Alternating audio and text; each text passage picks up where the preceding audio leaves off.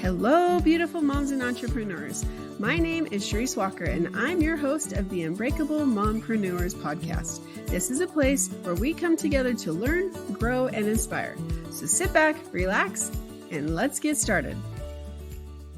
Well, hello, Unbreakable Mompreneurs. I'm Sharice Walker, your host, and I'm here today with Michaela Cox.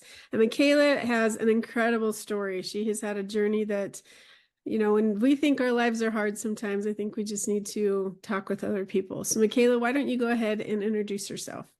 Sure. Hi, thanks for having me. I'm glad to be here. My name, as she said, is Michaela S. Cox. I'm an author and speaker, and I like to share my journey and the hard-earned lessons and truth that I've gotten through very interesting life story about what it takes to go from surviving to thriving.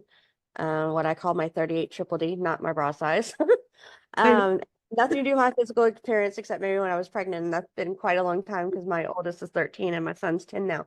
But what it has to do with is, and I'm sure y'all are all intrigued, so I won't make you wait long. It is the journey of what involved lifelong disability. So that's the first D of legal blindness. The second D is divorce at the age of 26 in 2005. And then the third D was after I got divorced, I met the love of my life, and we had an amazing story and wrote our own notebook of love. And then we tragically, unexpectedly, suddenly lost him in 2017. So death, the third D, all by the age of 38. So triple D, 38 triple D. So anyway, there you go. I've learned a lot. And I have to say that's a catchy title because at first I'm like, yeah, that's where, and then I started reading and went, okay, I get it. So kudos to you because all three of those things are tough, and I'm sorry that you've had to endure it. And so tell me what has kept you going throughout the years. A lot of things. For me, first and foremost, and I know not everyone comes from the same background as we all do. You know, we all have different backgrounds and we all have different places in life where we're on things. But for me, one of the hugest pieces of my story has been my faith and my Christianity. I know that not be for everyone, but that's just what it's been for me. It's my faith that's been keeping me going, and my beliefs and what I believe and that whole deal. I was raised in that household, and we believe that that's what we put our faith in. And then I was raised to believe that you don't quit, you don't give up, you don't stop, you do the best you can, and you see where it goes. Yeah. And so telling me no pretty much guarantees a yes. I don't know how to edit this expression. I heard it from my husband who died, was in the military, and he said they had this thing about hold my beer and sit back and watch. So maybe not beer, but your grape juice or whatever you drink, but your lemonade. So you pretty much tell me no, and I'm going to find a way to do it. So anyway.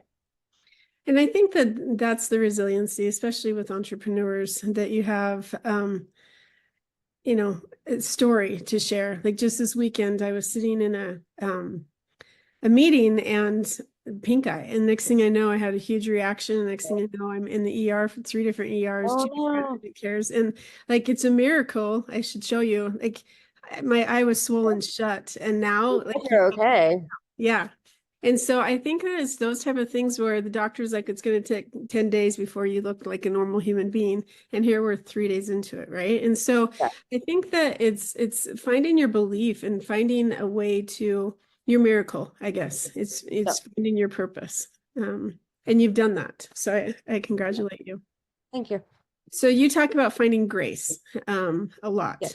And so you have a few steps that you discussed. You want to share those with us? Yes, absolutely. And it was really, I already kind of knew them before, but obviously as we are certain ages, we grow and we develop, and the way we know things younger, but then we talk about it differently in adult terms later. I already kind of knew them. I just didn't think of it in the way of finding grace through grief like I do now. And I was having a conversation. I love the power of conversations because you can get these amazing ideas that if you hadn't been in that conversation, you would have never thought of it that way or come up with it. And so I was having a conversation with someone else about another work endeavor that I do. And she was like, girl, you need to give yourself some grace. I said, haha, yeah, I know. I'm not very good at that. But I've learned how to do it better in grief. I'm going, wait a minute. Grace, grief. Like it's such a good, wording. So I came up with finding grace through grief. And what it really involves is the 5 keys. And it works not just in grief, but it really works in life for just about anything, because if you go through, and we all will, because it's not a question of if, it's a question of when and how many and what type they are. Right. We're all going to go through something. We're going to have some type of adversity, trial, tribulation, struggle, whatever. And so when you think about what it takes to overcome and be victorious in those things, it's really the same thing. It may not be exactly implemented, and the things you have to do that are the same, because my adversity is not going to be someone else's and vice versa. So the ins and outs of it may look different, but the idea of what it takes to overcoming is overcoming no matter what you're trying to overcome. So yes, I phrased it for grief, but it really can apply to any adversity that someone's going through. I think that's what makes it so great, because it is so universal. The first one is grounding, and we kind of talked about this a little bit, like, because you asked me what if I had to get me through it. Well, I've had, my faith has grounded me. So find what grounds you, find your why, find your calling, whether it's a faith, a belief system, maybe it's your family, maybe it's your wonderful, amazing tribe of friends, whatever that is for you. We all still have to be grounded by something. Yeah. To hold us steady in those hard times. So that's the first one, the G, grounding. And then you move into the R of redesign. Like I described the 38 triple D, I've never been one to be defined by my circumstances, but to define it for myself. So daring and willing to, when you're dealt a hand or something happens by choice or not by choice, sometimes it can go either way, and you find yourself in these interesting situations, you have to be willing to make the choice, say, okay, now you may not be able to control the circumstances, but I control how I react to it. And what am I going to do with it? Yep. So I didn't ask to be born blind and be legally blind my whole life. I did choose to walk away from my first marriage, but I didn't choose the circumstances that made it where I had to walk away. And I certainly didn't choose to lose the love of my life for my children, who were 6 and 3 at the time, for them to lose their dad. But I do get to choose how I respond to that and what I do with it, and what do I want my life to look like after that? Is it easy? Is it simple? No. I still have hard days. I'm not claiming to have all the answers. I'm not claiming to say that it's easier, it's a cakewalk, or you just dust yourself off and go with it. But what I'm saying is, this is what I've learned of how we're able to do these things when life is hard. And the A of grace is learning to live in abundance. I don't mean finances, although it could be. I'm mainly thinking about your mindset and your perspective. Sorry, I couldn't get the word out. Point of view. And I almost think that's the bigger challenge than the choice, because oftentimes if our mindset isn't right, we can't think straight to make the correct choices. And just like circumstances in life, sometimes, I know this is a lot of information. Great. We can break it down in a minute when I get done with the 5 keys, but and talk about whatever you want. We have a million thoughts that flood into our brain, especially for women, right? Like, no one would really want to be inside of a woman's brain. That movie in the 90s, What Women Think, cracked me up. Like, it's kind of a scary place at times. I'm dating myself, or maybe in the early 2000s, Mel Gibson and Helen Hunt. But anyway. So yeah, I could even tell you who's in it. So keep going. Yeah. So all the thoughts that flood into our head, we may not be able to keep them from flooding into our head, but we can choose to accept or reject the ones that we want to be our mental space, and how we protect that mental space and what we create in our mental space.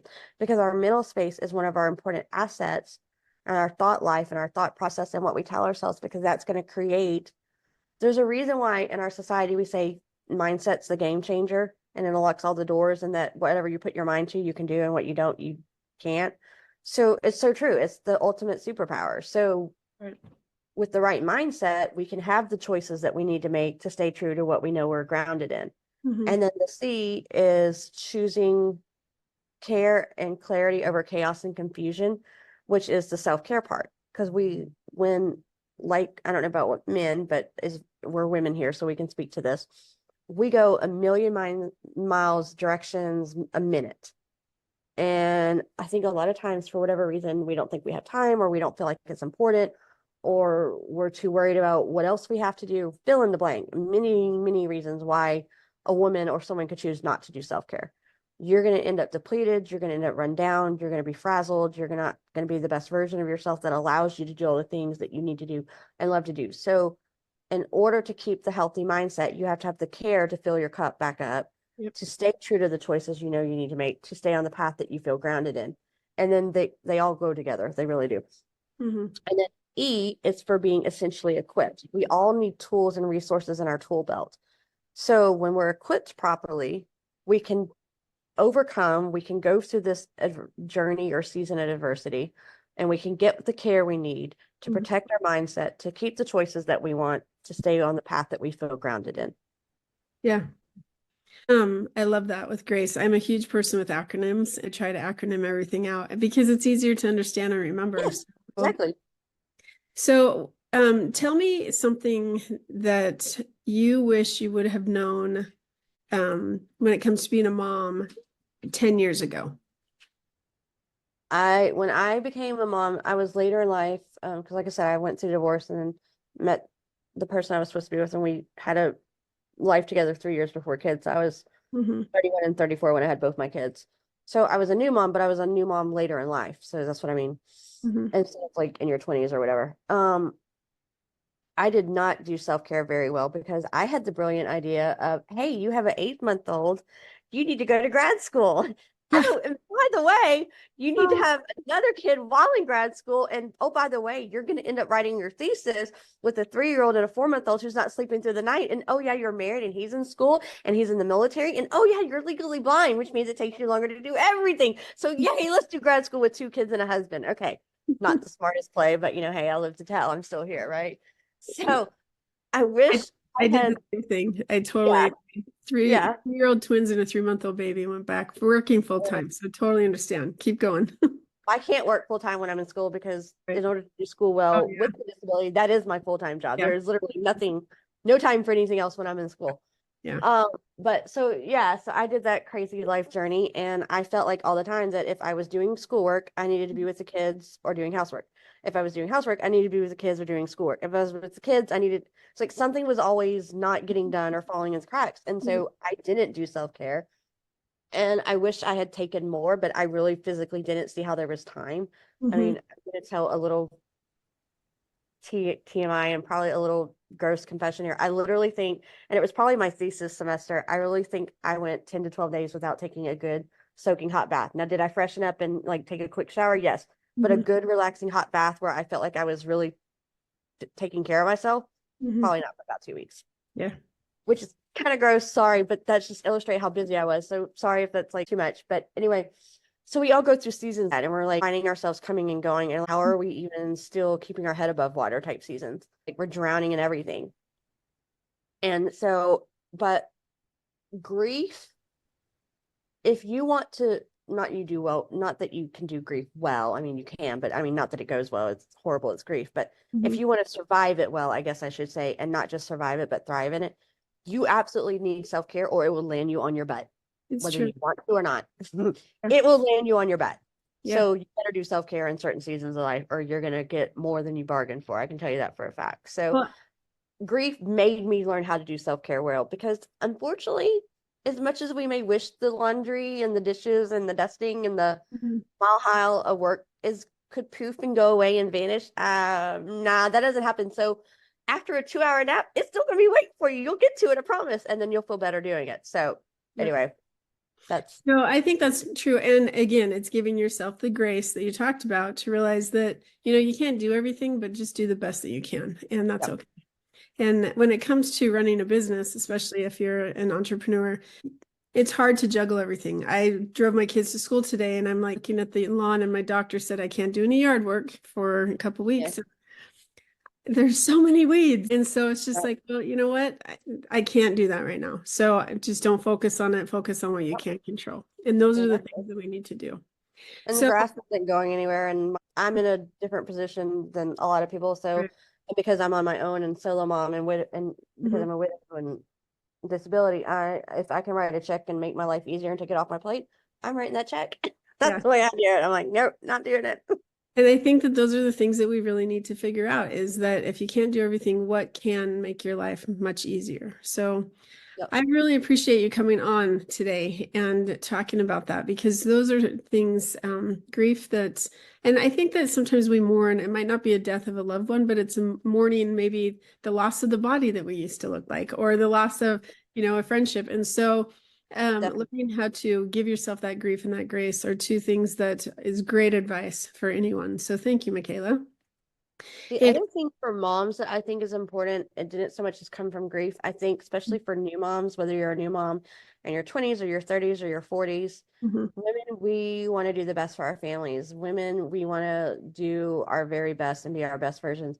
And I mhm, think one of the things, while it's important to listen to the experts when you need to, but I think some people, whether it be women, whether it be men, whether it just be anybody, we get so distracted by all the noise in our universe and our world of the different opinions. And like, I think for women, we get lost in all of those voices and we don't think to give ourselves the credit. You actually know what the crap you're doing, and mhm. you need to trust that your voice is right because you know your kid better than anybody. And so, first and foremost, rely on your own voice and find your own voice. Yes, listen to the experts when you need to, but know that it really is okay if you're just listening and with your own inner guidance and doing the best you can for your kid.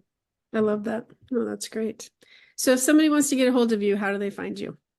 All of my books, because I write 5 different series, and I have a lot of projects coming out actually right now and over the next couple months. On Amazon under Michaela S. Cox, and then my website is meditations.com. So thank you so much for coming on. And Unbreakable Mompreneurs, heed that advice. If you're having a hard day today, really take the time, make sure that, listen to your own intuition, grieve if you need to, and definitely give yourself grace. Have a fantastic day. Beautiful moms, remember, you are unbreakable. Keep illuminating the world with your strength, pursuing your dreams, and reveling in the splendor of motherhood. This is Sharice Walker, bidding you farewell for now. Stay tuned for more empowering conversations on the next episode of the Unbreakable Mompreneurs podcast. Until then, keep shining bright. Signing off with love, Sharice Walker.